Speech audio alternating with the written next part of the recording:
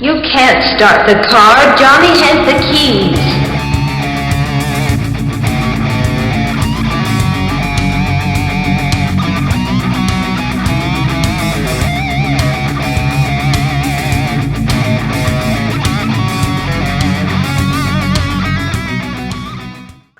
Hello, hello, hello out there in podcast land. You have reached Johnny Has the Keys, where we talk about horror movies and science fiction films and those key elements that lift them above the average genre fare. If you are joining us for the first time this week, we would like to welcome you. We hope that you come back again sometime, and we wouldn't mind if you hit that little subscribe button while you're at it. If you are returning, then you are convicted of the crime of nerd indulgence. Welcome back. My name is Tim. I am here with my good friend David Horton. Hello, David. How are you doing today? I am well. It's been a crazy time getting ready for the holiday and all that fun stuff, but good. Yeah. Good. I was gonna say that was a good intro, by the way. Thank you. You did a good job. I was gonna say I did something in your world this past week. I had heard that I don't know where I saw it, probably scrolling or something or whatever, but ended up seeing that there's a new adaptation of Strawberry Spring. The Stephen King story? Yes, the Stephen King short story done as there was an old adaptation or adaptation. Well, it seems like I have seen something before. I think it was just the audiobook that I listened to or whatever. Okay. It seems like I have associated hearing that story somewhere before. Maybe on audio. I'm sure Audible that that's an old one, man. Yeah. So anyway, I remembered it because it's from Night Shift, and I really liked it. It was another good short story from Night Shift. And so this was a 2-part podcast. They called it a podcast. I found it on our podcast service. But it was totally sound reinforced and voice acted and everything. It was really good. It was called Strawberry Spring. It's endorsed by Stephen King. And it was a really good adaptation of it. It was neat.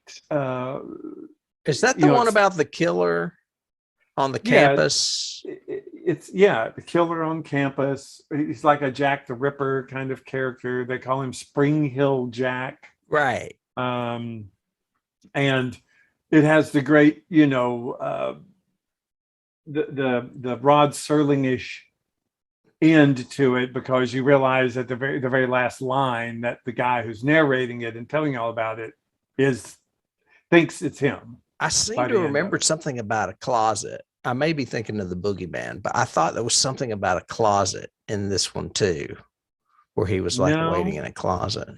It's not a closet. Well, no, I may have it wrong, because Boogeyman definitely has a closet in it.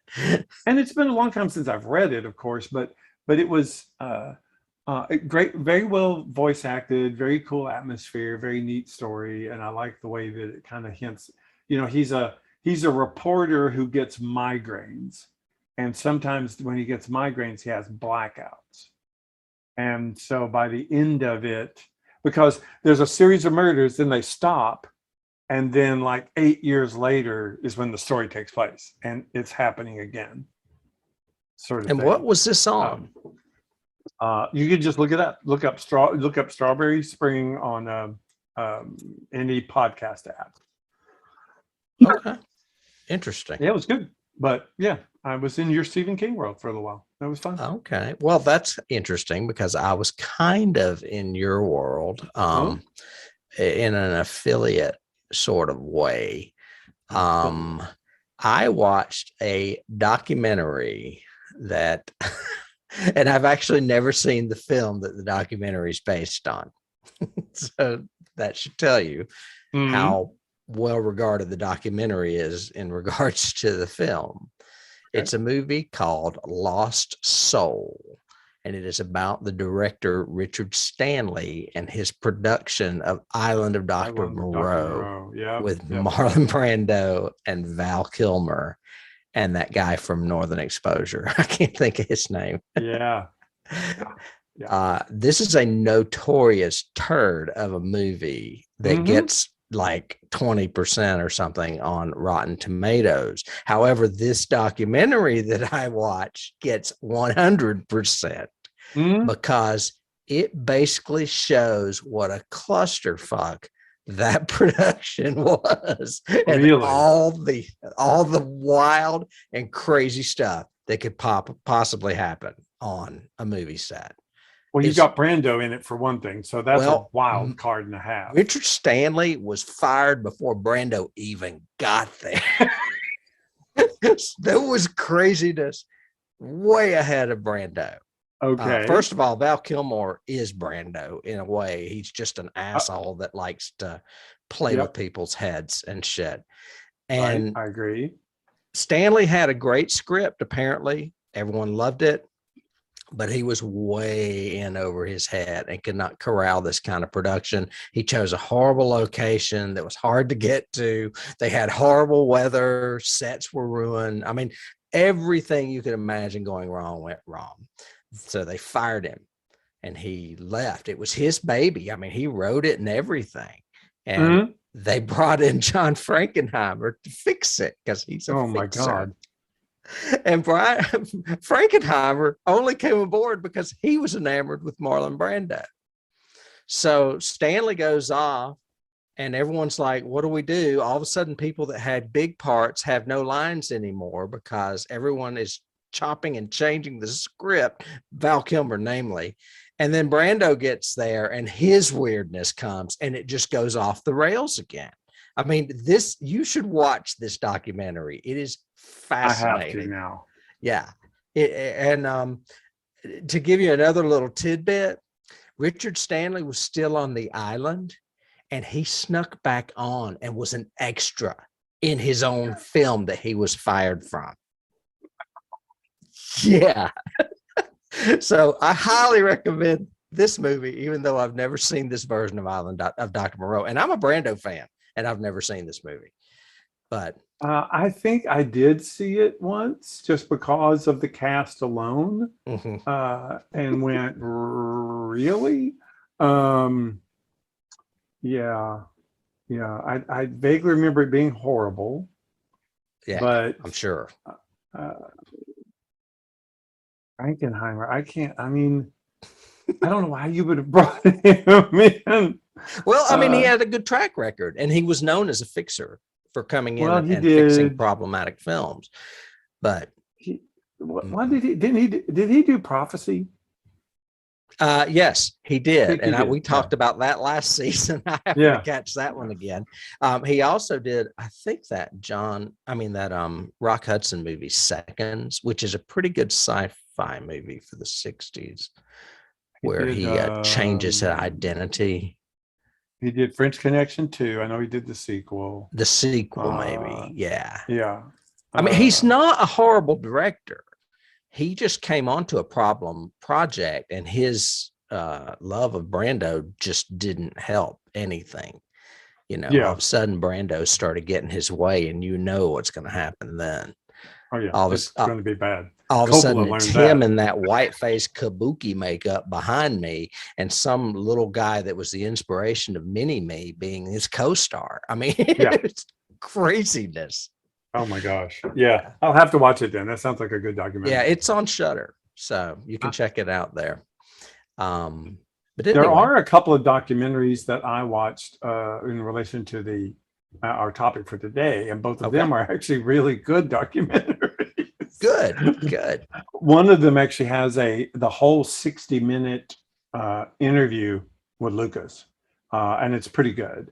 It's right before the movie came out, and you could tell he's nervous because of the whole shift in tone and everything in the movie, and you could tell he's very excited but nervous about what could happen, sort of thing. So it was good.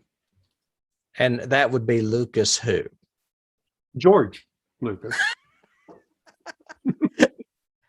The man, the myth, the legend, the bearded one. I thought we were talking about an actor. No, I'm just kidding. Yeah. This is our Thanksgiving episode. Well, it is our episode before Thanksgiving. We're going to take a couple of weeks off before we come Yeah.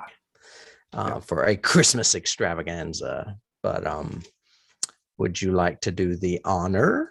Well, sure. We are delving into. Let me get all my notes together first before I do. Wow, we are so something. prepared. This is We are. killer radio, folks. Radio. Tune in. Dynamite There's stuff actually happening radio.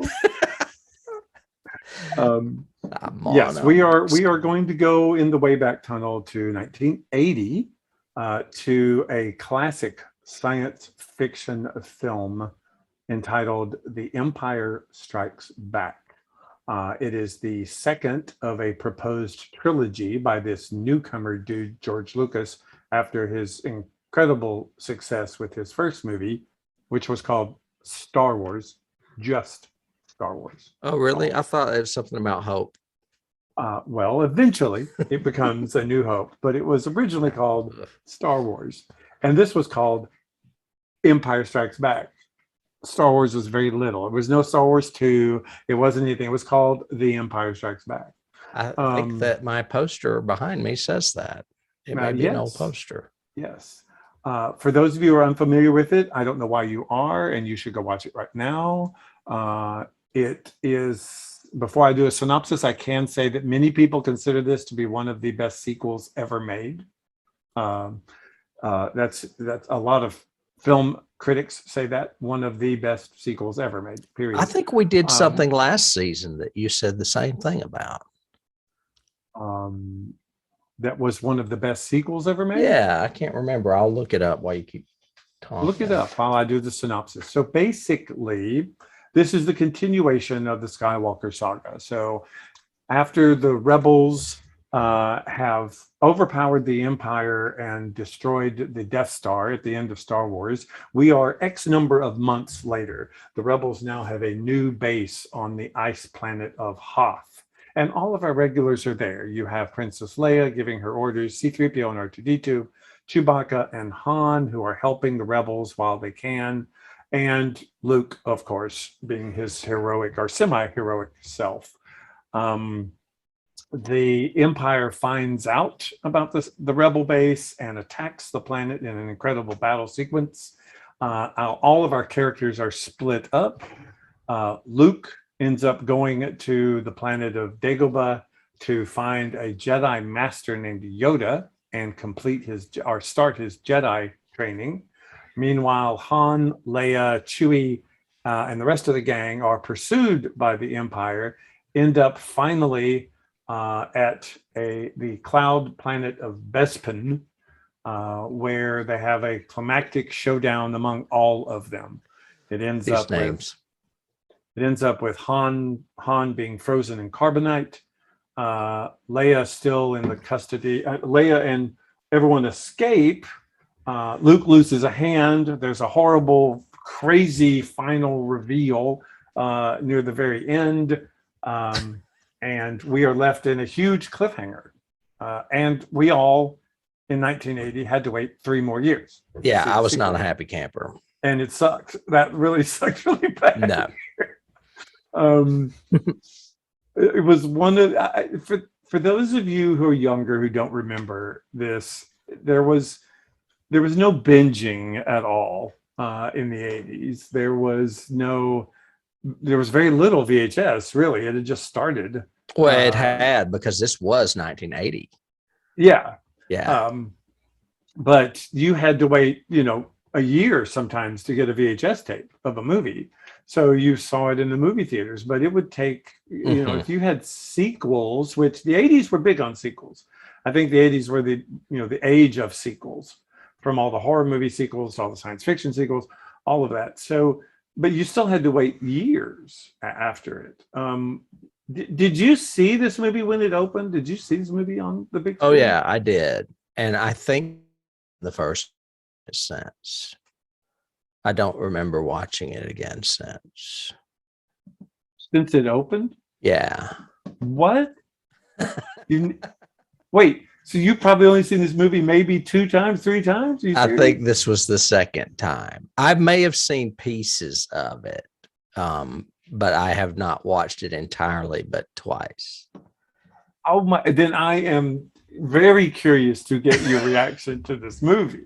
I have probably seen this movie 2 dozen times. I have a little more respect for the movie now, but I was one of those that was really pissed off that it didn't have an ending. It just kind of left things hanging. Mm-hmm. And I have since changed my mind about movies like that, because nowadays you know about that going into it, and it's set up to where things are going to happen more quickly. There could be a potential tie-in with television, i.e. Marvel. But in the day, to end a movie like that, it felt like going to one of those Saturday morning serial cliffhangers that you hear about. Yeah, exactly. Kind of what they do. Yeah. Yeah. I mean, this was Lucas and Spielberg. I mean, that's, But Spielberg didn't do it. I mean, he never left a Raiders of the Lost Ark hanging. No, but it was, there were cliffhangers in it, so to speak. I mean, they patterned Indiana after those old serials of the 30s and 40s. And this is similar to that. This is a space opera that's like that. It was a gamble. I'm sure it was for Lucas and everyone to do that. Because nowadays, like you said, it would be, you can end Infinity War with this huge cliffhanger where half the population of the galaxy is destroyed, including a lot of your heroes, because something's coming. We'll be patient. We know that it's coming back in the spring. Right. Yeah. So you can do that, but so many television shows, especially now, because they know they're binged, always end in a cliffhanger. The end of it ends with this whole, and you have to wait and see the next one, sort of thing. This was a big predecessor to that. A long gap in between. I mean, I don't recall any other movies doing that in like decades following. Yes. So it was kind of a shock to my system. It also, I mean, I still like the movie, but especially the beginning of it, because all the stuff on Hoth is really good. But some of the stuff is similar to the argument we have about the new Star Wars movies, where are you just repeating the same thing, the same theme, instead of I am your father, she is your sister, or I don't know. There's some drama. There's some drama for drama's sake in this movie too. Well, remember, none of that had been set up at all. It wasn't like you can compare it to the new trilogy or even the third movie or the second trilogy, the third trilogy. But I mean, I see the same parallels. Well, I do like he sets up, he is setting up the things that are going to become the Star Wars motifs. Right. You're going to start with the crawl. You're going to have time has passed since the last movie, so it's not here we are. So there's going to be a credit crawl. We're going to pan down from the stars into something. We're going to have a story that's based in 3 different locations. We're going to have the continuation of the Skywalker saga in some way. We're following a Skywalker sort of thing. But there was a gamble in this. He ended it with this cliffhanger. He split his characters up. All of these characters were separated after the first sequence and don't get back together until ever. All of them don't ever get back together again. And when you watch it a second and third time, it becomes really cool when you see Han say goodbye to Luke, and I'll see you at the rendezvous point and everything else. And that, no, I won't see you for almost a year from now because you're going to be kidnapped in carbonite and I'm going to have to go rescue your ass, sort of thing. But I really, really like this movie as a sequel, especially. I like the fact that it totally changed almost change genre feels from it. This is much more down to earth than the first one. This is much more interpersonal stories and conflict and character driven than huge, expansive, big set pieces kind of thing. And I think all of that is due to the fact that Lucas didn't write it and he didn't direct it. That's what makes this movie and, Revenge of the Jedi to me, or Return of the Jedi, good, because Lucas oversaw it. He was executive producer. This was his brainchild and his stuff, but he didn't write it and he didn't direct it like he did all 6 of the other ones. So I think Irvin Kershner, who directed, so credit wise, it was written originally by Lee Brackett. She did an adaptation, but then she passed away, and so it was given to Lawrence Kasdan. Lawrence Kasdan, really great writer, did The Big Chill, did a bunch of really cool Raiders and Silverado, movies. The Bodyguard. Yeah, and mostly because of his Raiders work, and he's really good at character development and adding plot twists and stuff like that. And then for a director, he hired Irvin Kershner, who is a huge character-driven director. And then Lucas kind of took care of all the big set pieces, all the huge battles and the stop animation and all the special effects that Star Wars is known for. But I think it was just a great blend of all of them. And the cast got to really act and perform and do stuff. Han and Leia developed their relationship in this entire movie. You get Luke becoming a Jedi, literally, in this movie, or at least as close as he can, sort of thing. But I remember watching it in the theater. I left the theater pissed off, and then went and saw it again like 2 days later and went, okay, I still like this part, but man, that ending, damn it, what's going to happen? I don't know. And I was still upset until I finally saw the third movie. I wasn't a big fan of Lando either. He kind of pissed me off. Well, Lando, it's a little softer now when I watch it, but at the time I was like, what a dick. Yeah, well, he's a bounty hunter. I like the fact that they have rough edges in these 3 original trilogies. Later on, everybody kind of get, we've talked about before, they kind of get into the MASH effect where, oh, you're a bad guy, but you're really a good guy underneath. No, some people are just good being bad guys, and some people are scoundrels. You could see Harrison Ford having fun with this part, going, "You like scoundrels, don't you?" And all this little, and he likes being. He goes, "General, I'd love to stay and help you, but I got a bounty on my head. Got to go." Before Jabba gets here. And he's not and he shot first, like we said when we reviewed Star Wars. And Lando's the same way. Lando lost the Millennium Falcon in a card deal. And now he's pissed off and he wants it back and wants everything else. And sorry, Han, made a deal, had to do it. Have you seen Rogue One, the movie Rogue One? I have, but it was back when it came out, so it's been a while. It has a lot of feel of this. Yeah, the Han character, the Lando character, all of them are kind of in that early stages of their relationship before this. When they're pirates, they're smugglers. That's what they do, and sometimes you screw your friends, kind of thing. Let's see.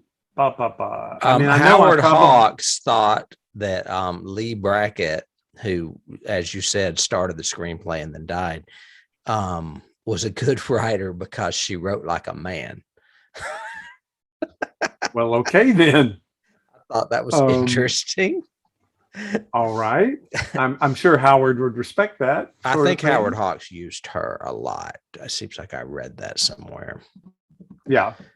And then you mentioned Irvin Kershner, but I couldn't find any other big movies that he did. Really, he did Never Say Never Again, which was that reboot for Sean Connery. He did The Eyes of Laura Mars, which was a John Carpenter script. Up the Sandbox, which was a Barbra Streisand movie, and RoboCop 2.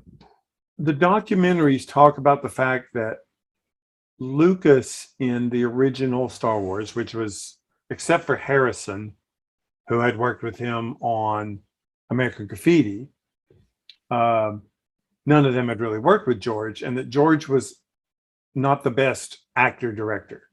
He was very good in letting them know the visualization of the sets or what was happening or some of the special effects he envisioned, but he wasn't really good with working with the actors. Whereas Irvin Kershner really was. Okay. He was big on letting them rehearse and letting them work through stuff and and I think that shows in the performances and what comes out of it, even down to the voice coaching and acting that he did with James Earl Jones. You know, Vader in this has a lot more dialogue than in the first one. This is where Vader really becomes a villain, so much so he gets his own march. You know, he gets his own theme song in this one. But a lot of it is, you know, we get to see how he reacts to people. You know, I love the shot when he's already choked like 2 people, and then all of a sudden we're watching Han. I can't remember what the scene was. We're watching like Han or Luke, and then all of a sudden it cuts and the body falls, and you hear Vader go, "Apology accepted," and he walks away. Okay. We get to see a little bit of his head, the back of his head, when his helmet. So, the helmet isn't, you know, is some kind of rebreathe. We don't know. Yeah, I was convinced it was Ray Milland for the longest time, and it wasn't. Oh, yeah. For some reason, he looked like Ray Milland to me. Well, he did in the third one, when they actually removed the helmet. Oh, maybe that's what I'm thinking of. Maybe I'm thinking that's of when you Return see of the Ray Milland. Jedi. Yeah. You also get this one, you realize that Vader, although he's the villain, answers to somebody else, and they throw in that new element of the Emperor. Mm-hmm. And he goes, "What is thy bidding, my master?" You know, and all that. And it wasn't Peter Cushing running around giving him orders. Now it was this huge, you know, holographic mean guy, sort of thing. I did take away from this and get really more pissed off at the new trilogy, at how much they just ripped off these original movies. That's what I'm saying. Yeah, there's definitely a lot of repetition. But I'm also seeing repetition in the second movie from the first movie. So, but I mean, they don't blow up the Death Star in this one. This is one of the few ones where they don't blow up the Death Star. They saved that for the third one. Yeah. and every other movie thereafter. Right. It's like, okay, did we not have any other ideas out here? Where's Jon Favreau? I mean, well, do we want to talk about scenes maybe? Or do you have casting stuff? We can. I love all the stuff on Hoth, and I especially love when you see those giant walkers and them having to like fly circles around their legs to trip them up. All that stuff's fantastic. Great design. Han rescuing Luke and having to cut open that thing and shove him in it to keep him warm. That's what I remember the most about it. I was waiting for that scene when I was watching. That great Han line of, "and I thought they smelled bad on the outside." Right. There's a lot of stuff that takes place on Hoth. You've got all the command center stuff with Leia below. And then, I mean, I guess you go to the, would it be the second part of the movie, which is Dagobah, which is where Yoda is. And all that's fine. I'm okay with the Yoda puppet. It's funny. I watched Return of the Jedi after this just because I wanted to see it again. And I did see it several times in the theater, I'm sure with you. And I know we used to bitch about the Ewoks being puppets or teddy bears or whatever, but they don't annoy me as much as Jabba's gang, which is like Henson's workshop. I almost would rather see a really good one like Yoda or a Wicket than that little thing laughing on Jabba that looks like something out of the Dark Crystal. You know what I'm saying? Yeah, his name is Salacious Crumb, actually. Okay. Is his name. That and guy, yes, I agree. And the I one think that that's looks a kind of little like an much. elephant, he's got like the long trunk. I'm like, these creatures, this is where Jar Jar Binks came from. I mean, they're not that good. It bothers me, even though Jar Jar is computer animated. Anyway, I Yeah. didn't mean to go off on that tangent. Yoda is a good puppet. And so is Wicket. Actually, Wicket's in a suit. It's a little guy in a suit. I really do like the amount of, again, great vocal acting with Yoda, but the fact that that puppet can show humor, mystery, frustration, all of that in a puppet, in a hand puppet. It's really well done and well photographed. I think I think his entrance is classic with him rattling through all the Yoda, you seek Yoda, you know. And he's basically just going through all his shit. Frank Oz, of course, is a lot of that too. Oh God, yes. Yeah. Well, because he's the voice too. He did the vocal and the puppetry. Oh, I didn't realize. I knew he did the voice. Okay. Yeah, he did both. All of the Dagobah scenes I like too, because they all layer on top of each other to tell this story of Luke. You know, from him landing at first, going, "Wow, this place is a piece of crap." Meeting Yoda, going, "I'm trying to get to Yoda. Hey, little dude, okay, I'll go to your house, but can you just, tell me where he is?" And I love. It's raining and they're on the inside and R2 is outside and like trying to look in the window and everything. It's just some cool sci-fi funness, for that. But then he realizes that's Yoda. Then we keep cutting. I do like the fact that it cuts back and forth between all the action. So we're going from Luke and his training and Han and Leia and the Millennium trying to get away from the Imperials and, going into the asteroid field and going into the mouth of the creature and all of that. But then we cut back and Luke is slowly training and he's then getting better. Then he has to face his fear in the cave.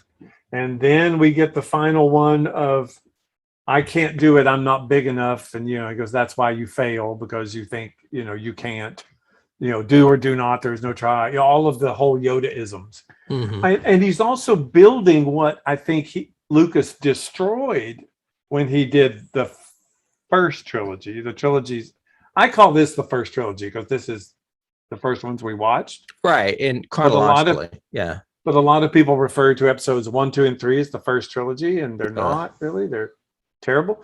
And one of the big things they do is they destroy this Far Eastern mythos, discipline, martial arts sort of feel to the Force.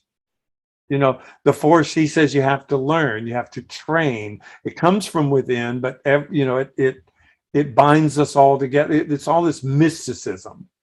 And grasshopper. Yes. And in Phantom Menace or episode 1, he suddenly says, "No, it's midi-chlorians. It's this alien stuff that's in your veins of certain people, and that's who has the Force." It's like, what? No, that's not it.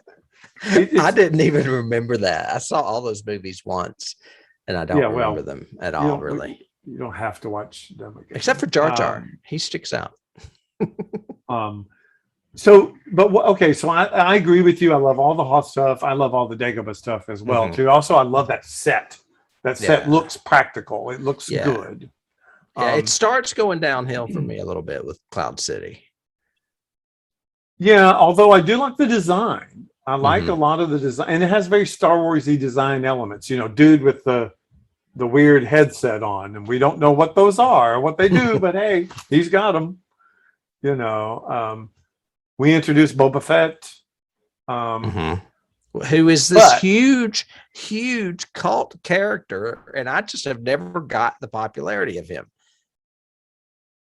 He was big in the novels that came out later, so it was a big, huge fandom thing. And then, of course, Lucas played up on that in the first trilogy, episodes 2 and 3. Right, with the whole Clone Wars. Well, and I think the whole second season of the television show is going to be about him too, isn't it?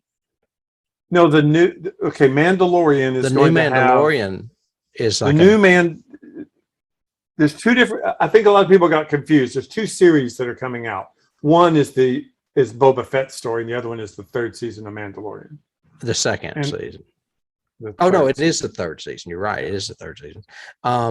Okay, I did not realize that. I was one of those people then because I thought the Yes. third season was going to be about Boba Fett. Okay. Yeah, they're filming them both at the same time, but Boba Fett's coming first, and then they're doing Mandalorian. Okay. And I agree. I never really got into Boba Fett. I was like, big damn deal, and especially in Return of the Jedi, he doesn't do it and falls in the Sarlacc pit. He's like, okay. And kids wanted that action figure. I mean, they were huge on the Boba Fett action figure, and I'm like, who is Boba Fett? Yeah, I'd much rather have a Vader action figure than a Boba Fett. But Bespin does have an incredible battle with Luke and Vader. Some of the best lighting of any of the battles ever that they did. All of that steam and fog and the orange light, and then it's just really great photography and use. Mm-hmm. And the big reveal. I mean, there were people gasping every time I watched this the first time. That was a huge, I think, cinematic reveal. I mean, historically cinematic reveal. Right. And if you didn't know it and went back in time, it would still be just as startling, I think. Oh, yeah. I mean, and we did very good without spoiling that. We did really good just then. That was great. But then they just try to pull that rabbit out of the hat again with Leia later. Yes, that's unfortunate. In Empire. I'm like, what? A sister? What? No, what? Yeah. No. That didn't work. I think he was kind of pushed to the brink and kind of didn't have enough of the ideas. And then he just went to the well over and over again after that. Right. With 1, 2, 3, and 7, 8, 9 are just fanboy exposés. 9 is actually a horrible movie. Yeah, it's terrible. I mean, we watched Star Wars not long ago. I think we did it first season, and then now we're doing this. And I thought, you know what? I'm just going to go ahead and watch Return of the Jedi because I have them all, the original cuts, on some DVD extra thing, and I had not seen any of them in a very long time.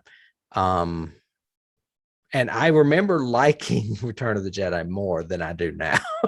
I don't know why, but I would still hold all three of these movies up to any of the others.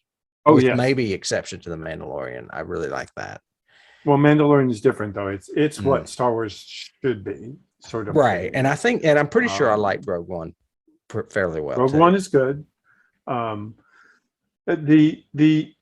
This movie, to me though, Empire just has so many firsts and so many cool just things to it.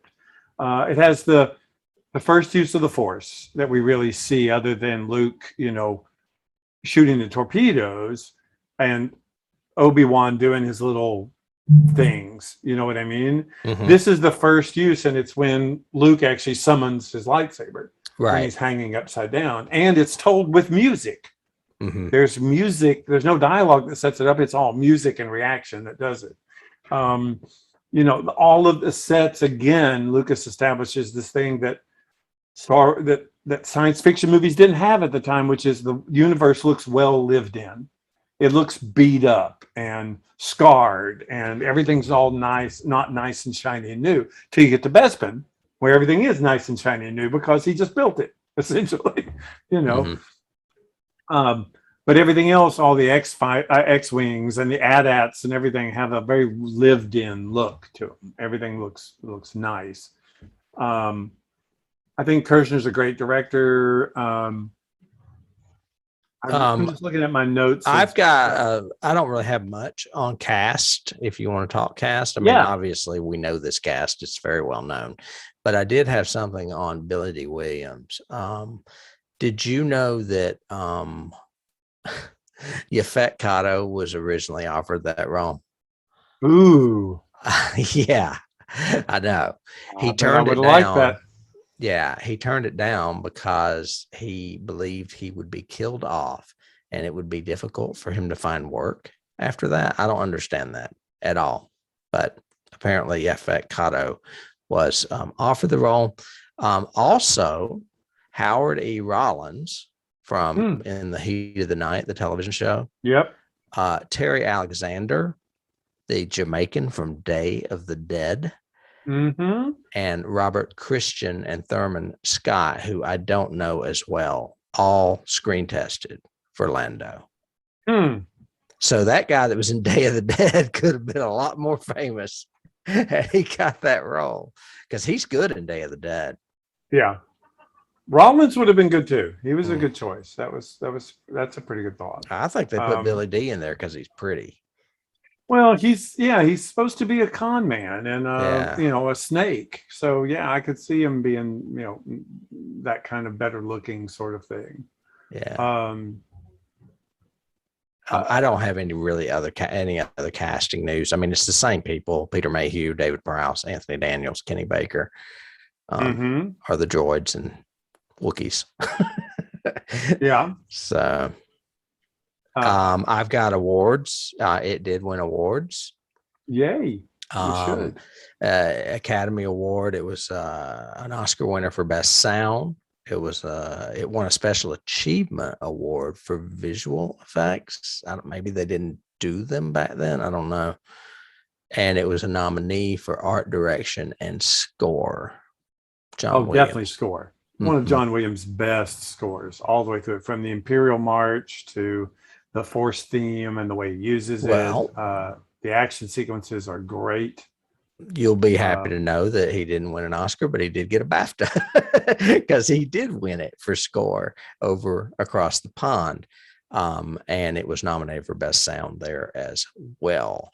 The Saturn Awards had it as Best Science Fiction Film of 1981. Won Best Actor, Mark Hamill, Best Director, Irvin Kershner, Best Effects. And then it was a nominee for supporting Billy D. Williams. I don't know why, but it was Best Writing, Best Music, and Best Costumes. And guess what list it's on? Is it? It should be. It is on the 1001 Movies You Must See Before You Die, edited by Stephen J. Schneider. Good. Good. I wonder if he updates that and removes movies. This one has now fallen off. I need to look into that, because he has to add some every year. So is he taking them away? I remember seeing like a eulogy for not Alec Guinness. Who was the big actor when we were younger? Laurence Olivier. Laurence Olivier, and I remember when he passed away, somebody did a eulogy and he goes, "Well, Laurence Olivier passed away yesterday. That means that every actor in the world just moved up one step." Yeah, I can see that. And you said sound. Ben Burke, I think is his name. I'm trying to remember, but I think it's Ben Burke or Burt. I think he's won like 7 Academy Awards for. It is Ben Burt and Peter Sutton. And they are both just brilliant. Every sound you hear, they made, and they used the most bizarre things to do it. Like we talked about in Star Wars, the blasters. He went out and tapped on the guy wires of telephone poles to get that, and that's what he uses. And they just use bizarre things. Pew pew. Yeah. I'm just looking at my notes because I've got, I love it. So I've got all these. When Chewie howls when they close the blast doors, I've got Luke and Leia kiss. What? I know. It's kind of creepy. Yeah. Later on it is, we've got these Star Destroyers, which start out Star Wars, and they are massive. As a matter of fact, they make the statement in that opening shot of Star Wars that this white pyramid kind of ship is huge, right? And in like the second space scene in this one, we get Vader's Star Destroyer, and it's like 10 times the size of a Star Destroyer. And I think that's where Lucas got into his bigger means better thing. because he started doing it in all the rest of them. Suddenly a space battle wasn't just 2 ships, it had to be 75. And if I had 75 in the last movie, then I need 380 in this one. And an asteroid belt. Yeah, I need and I need bigger and better. It's not Yeah. just a Star Destroyer now, it is a planet. Well, and it also carried over to when he redressed these movies and added all that supplemental special effects that suck. Yep. It's crazy. But we've got such cool things in my notes. The AT-ATs, of course, which you have behind you in the picture. Those are awesome. I keep forgetting to. And that's things. stop animation from Phil Tippett again. Phil Tippett, who was just the genius of stop animation after Ray Harryhausen. And the Force, like I said, we get to see the first Force with Luke and the Skywalker and the lightsaber. And the lightsaber, yeah. Then we get to see Yoda raising the whole X-Wing out and move it. We get to see Vader choking people on another ship across space with the Force. So he's, it's not just something that's line of sight either. It's actually there. And is it wrong of me to want Yoda to raise that ship out of the swamp and then just kind of fall over? No, that's like Baby Yoda. There you go with Baby Yoda again. Yeah, it's like he uses all this strength and then he just. I like Yoda because he just goes. Yeah, on his cane. Yeah, I guess he's got strength now. You fail. Or, now that he's older, he's old. He's like 500, isn't he, or something? 400, I think. Yeah, is the story of it. Yeah. I liked having the characters all together at the beginning and then splitting them all up for the rest of the movie. I think that added tension and some cool stuff to it.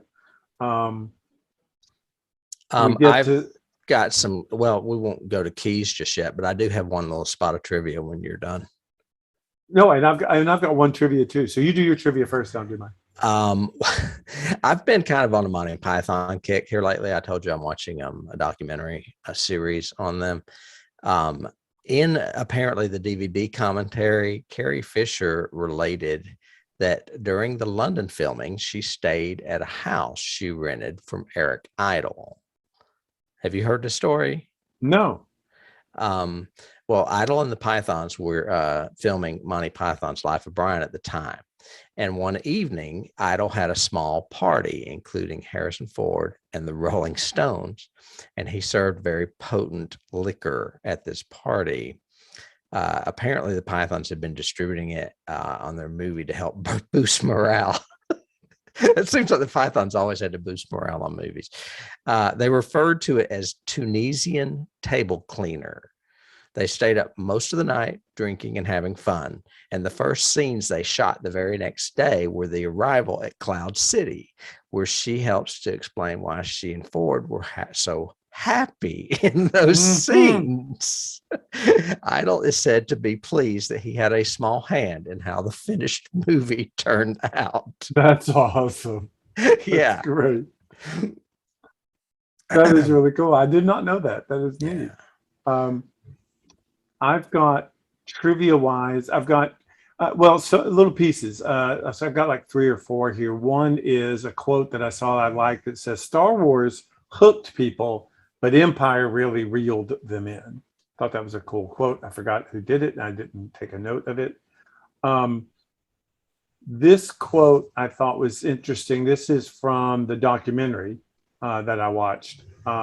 And they're reviewing Empire, and they said, perhaps one of the greatest elements to Empire's legacy is its unconventional story. It took plenty of risks that weren't the standard for a blockbuster film of this magnitude, especially in 1980. Especially one that had already cultivated a loyal and devoted fan base. Big action sequence, for instance, is placed at the start of the film rather than at the end of the film. The main group of heroes are split up for a majority of the film and not together. The main romantic pairing is not between the princess and the hero and the protagonist, but really the renegade bad boy trying to turn over a new leaf. Most importantly, the film ends with the villains largely succeeding in their scheme as the Rebel Alliance is dealt a huge defeat, Han Solo is captured, and Luke Skywalker loses his hand in his confrontation with Darth Vader. Yeah. His whole worldview is changed in an instant. I thought that was a really cool critique of it, of the story. And that led me to this next one, which I like, which is The Empire Strikes Back really sets up sequel trends and the trends that are recreated in sequels since then, including most of the MCU, Dark Knight, Winter Soldier, Avengers, Dawn of the Planet of the Apes, Indiana Jones, and other sequels. And those are, the second movie has to have a darker tone. The first movie has to be known and popular. And think about this with regards to your horror movies too. See, Halloween and Nightmare on Elm Street and all those, because I tried to think about those as well as going, these are, yep. It's hard to make. I mean, horror movies aren't really that much darker though. But they usually tend to they usually tend to delve a little bit deeper into the psychology of the villain, which tends to make it a little darker usually.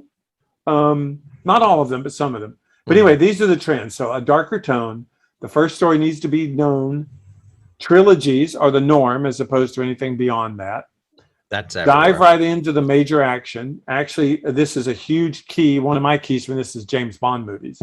James Bond movies always have the huge action sequence up front, a big hook. So I think that's where Lucas got it from more than he created it, sort of thing. You have to tease that there's a bigger bad guy than the bad guy that you're used to.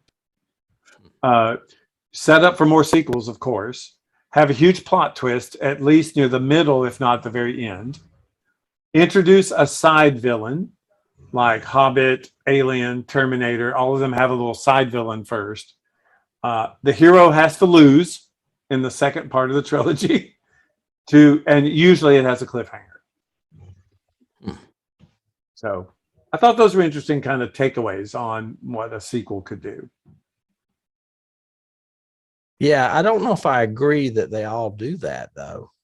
I mean, Not I all think of they them can do that. Yeah. I think they set those trends are all part of this. And Right. I think movies take maybe 6 or 8 of them. They customize sort of what they thing. want. Yeah. Correct. Yeah, I could see Correct. that. It's like a la carte. I will have this and this, please. This is my a la carte sequel. Yeah. I actually did find another bit of trivia that I forgot. And this is fascinating to me. During principal photography, it was unclear if Alec Guinness would come back. So he had just had an eye operation, and he finally agreed to do 1 day. Have you heard about this? He arrived, to do his whatever it is, those shots of him just voiced over or whatever. Yeah. He arrived at 8:30 in the morning. He left at 1 in the afternoon. So it was really a half a day. And he was paid 1/4 percentage point of the movie's gross. Oh my God. It was worth millions. He made millions for working from 8 to 1 day. I'm sure. That's insane. Percentage points? Insane. Perfect. That's That's great. That's a cool. So I did not know that one either. Yeah, that blew me away when I read it. I was like, whoa. The only real production note I have is, do you know why the Hoth snow beast, the Wampa, I think is what it's called, the Wampa snow beast? Is that the things they ride, or is that the big? No, those are tauntauns. The Wampa is the white gorilla. The monster that was going to eat Luke. Right. Yeah. Do you know why he swatted and hit Luke in the face at the very beginning, and before we even got to see Luke take his scarf off or anything? No. The summer right before they started shooting, Luke Skywalker, Mark Hamill was in a car accident and really, really messed up his face. I mean, he almost died. And he had to have facial surgery, and that's why his face looks different. Oh, okay. I didn't know that. Different. Yeah, if you put a picture of Star Wars, New Hope, and Empire put Luke side by side, you see the difference. His nose is off angle. His cheek is really, because it crushed like both his cheeks. He went like through the windshield kind of thing. Damn. Yeah. And so he had all this reconstructive surgery, and that's why Lucas wrote in, oh, okay, well, the Wampa will then scratch your face off in the first scene, and that way it'll look good. Well, all sarcasm aside, I kind of like it. I mean, he's less teen beat model and more rugged, you know, because in the first Star Wars movie, he looked like, you know, a pinup of the kid from, I don't know, Eight Is Enough, you know, or William Cat or something. He looked too much better look. Yeah. Much better look for him. Yeah. Yeah. That's why everyone likes Han Solo, is because he doesn't look like a pinup. Yeah. Yeah. What about keys? I don't have a lot because this movie's brilliant. There's not a lot of keys. It was all original and incredible. Well, I mean, most of the keys are going to fall within Star Wars universe, and you're right. I don't have a lot either. I read that this is more trivia, I guess, than a key, but this film was made at the same studio as The Shining. Mm-hmm. And they were filming at the same time. And Stephen King visited the set. And he says that many aspects of the movie affected his later work, including Irvin Kershner was nicknamed Kersh on the set. And in King's novel, he features a character named Mrs. Kersh that talks like Yoda. Oh my God. It's been so long since I've read it. I completely had forgotten that character, but I think it makes perfect sense that he would do something like that. Perfect. So it's something I would do anyway. I also have that when Han Solo tricked Darth Vader by landing the Millennium Falcon on his ship, which I love. Kind of looks like a moth. He says they couldn't have used a cloaking device since the ship was so small. Well, a cloaking device was invented in Star Trek. That's where that term came from. So there's always this Star Wars, Star Trek rivalry. And here you got Star Wars actually borrowing from Star Trek. And that, I thought that was cool. No technology. I don't think any technology in Star Wars ever cloaks. I don't think any ships ever cloak. Okay, but they mentioned it. Yes. Yeah. So, but I mean, you don't ever see it. Yeah. Correct. Right. In not any of the films, which is good. It shouldn't. That's a Star Trek thing. Stay out. Yeah. I'm telling you, the more I look at my keys, the more ridiculous they are, because I just copied them out of IMDb because I really didn't have any either. I mean, unless you want to throw in Saturday morning serials, like I said. Well, I have one of Han and Leia and all their repartee and going back and forth and everything else is very much like I wanted to say Hope and Crosby, but I guess more like a Billy Wilder kind of. It's very old school Hollywood. Yes, I get that. It also helps that her mother was Debbie Reynolds. Yeah. Yeah, but I think again, it's Lawrence Kasdan saying I want to do that kind of hip dialogue where they one up each other, even though they say scruffy looking nerf herder, but but they're going back and forth and scoundrels. You need more scoundrels in your life. I didn't write it down. Did he maybe do Romancing the Stone? Because that kind of dialogues in that too. Yep. Yeah. Yep. Lawrence Kasdan. The last key I have is so ridiculous. I shouldn't have saved it for last. Weird Al Yankovic. It's just saying that alone. Okay. He did a parody of the Kinks song Lola. And it was written before this movie was released, but it wasn't released until his third album, Dare to Be Stupid, because of difficulty of obtaining permission from George Lucas and Ray Davies. The song is called Yoda. Yoda. Yoda. Oh my God. Well, my last key is a little bit better, I think, and for you, and I saved it for you because this movie is often equated with, the twist ending being the villain turns out to be the hero's father, right? That's the big twist. But there was an earlier movie in the 60s that had a sci-fi movie, had a huge twist at the end. That is one of your favorite movies. Planet of the Apes. Yep.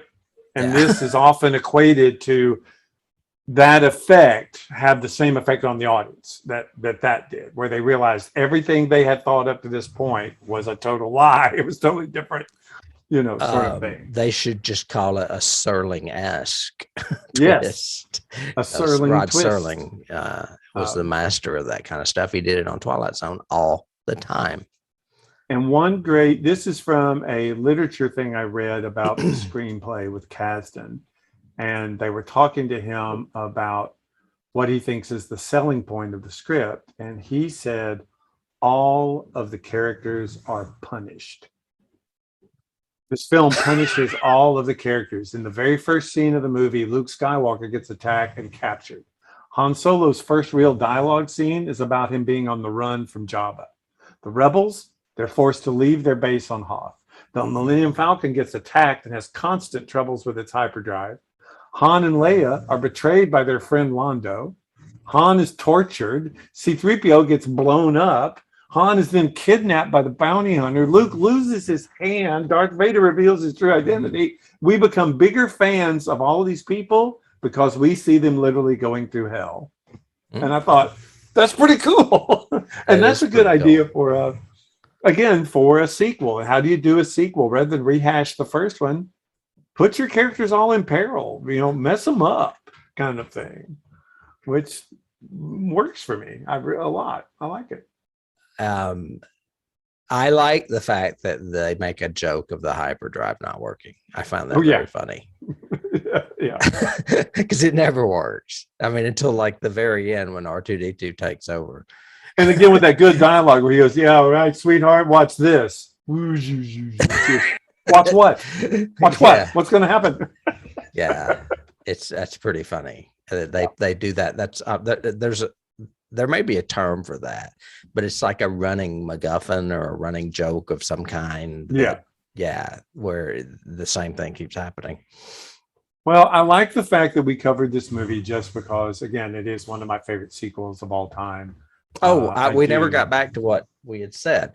Last season, yes, we did Star Trek II, The Wrath of Khan, which is definitely one of the best sequels made.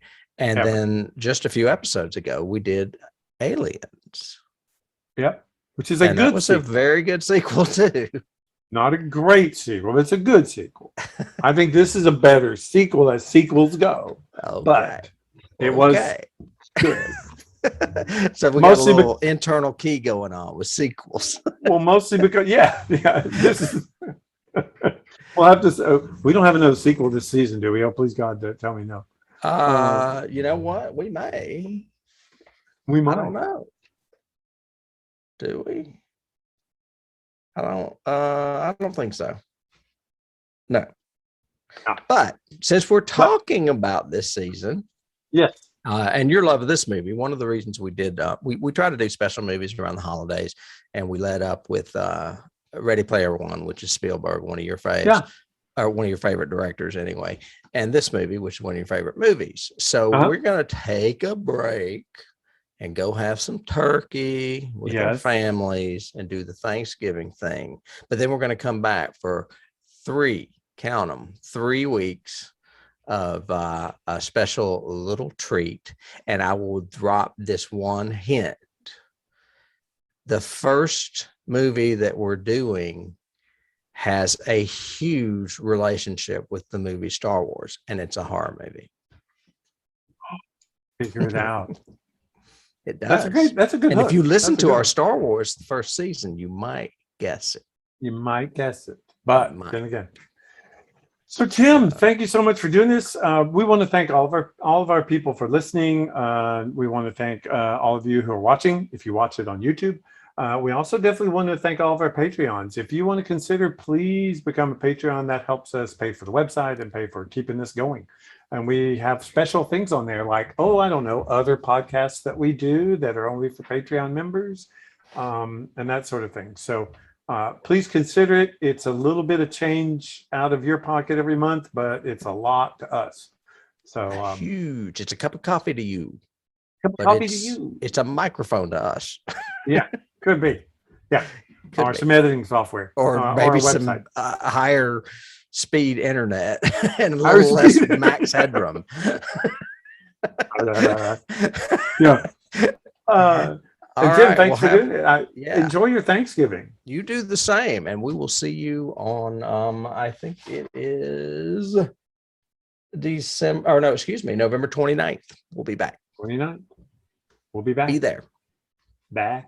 Bye.